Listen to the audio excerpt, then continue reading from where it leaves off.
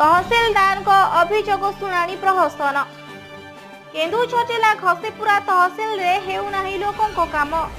जहाकू नेई साधारण रे असंतोष वृद्धि पाइछि। मो ना त्रिलोचन जेना मो मछाड़ ग्राम बासिंदा मु गोटे डिमार्केशन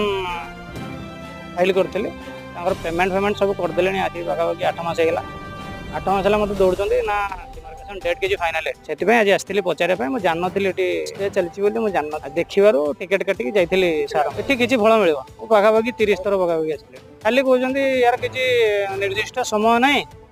समय हेले आम कहूँ फोन नंबर दे जाओ फोन नंबर दौर बारंबार से भी फोन करना जेहेतु आमर कम आम दौड़ी आस संपूर्ण भाव में मिछ तहसीलदार केतल रोचे केतल रोना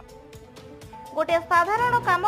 एठी लोके वर्ष वर्ष तहसील कार्यालय को दौड़ुथिले मध्य निराश हेबाकू पड़ुछि। अन्य पटे घसीपुरा तहसील कार्यालय ठारे आरंभ होइछि अभियोग शुणाणी। तहसील पक्षरु निर्धारित समय सीमा मध्यरे लोकंक समस्या समाधान करबाकू एही अभियोग शुणाणी कार्यक्रम आयोजन होइतिबा तहसीलदार कहिसंती। सेपटे किंतु एही अभियोग शुणाणी एक प्रहसन बोली कहिसंती लोके। इंद्रमणि जना देवगा घर माने रास्ता हूँ खोली दबार आउ खोली देकी बंद कर दबार आउ पानी पशिला वर्षा हला परे पशिला परे रास्ता रे पानी जाई मो घरे गाड़ी गोड़ा मो घरे पानी पशिला मो धान चाउल हूँ 10 बस्ता सब ओदा हो गला मेघा कंपानी से ओदा चाउल पुलिस की ओदा चाउल सब देखैलु देखैला परे हूँ सब जाइतिले जतिक सब मु सब देखैनी देखैकी हूँ सब ये घटना कहली कहला तहसीलदार आरआई गति गनी आरआई कहली तहसीलदार गति आसी आसला आज हूँ रिवाइज थी रिवाइज कहले कहले मेघा कंपानी डकेबू कौ दिन डकेबी जे मुझे गरीब लोक पाई मोर तो क्षति है किसी देले नहीं शुणले